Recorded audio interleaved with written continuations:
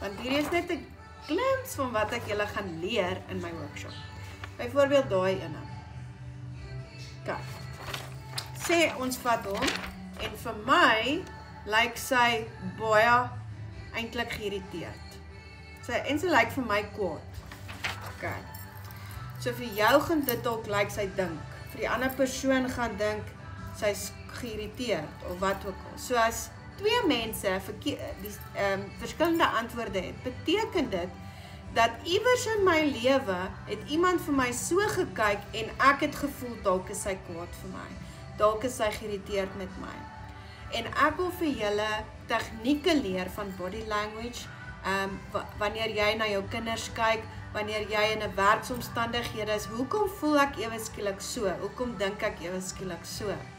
En even vir salesmense, ek wil julle leer van people skills, van how to enhance your people skills, hoe om te kommunikeer sonder dat jy kommunikeer, want jou liggaam kommunikeer 95% met die onderbewussyn en net 5% met woorde. En so kan jy jou besigheid enhance deur net jou gesigsuitdrukking te gebruik en jou body language. Nou hier is nog een, die laaste een. Okay. So wat se kleur sien julle? Okay. Ek sê grys. Wat se kleur sien julle? Ek sien grys. Wat sien jy? Okay.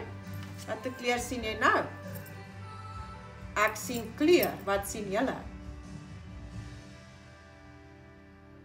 Ek sien kleur.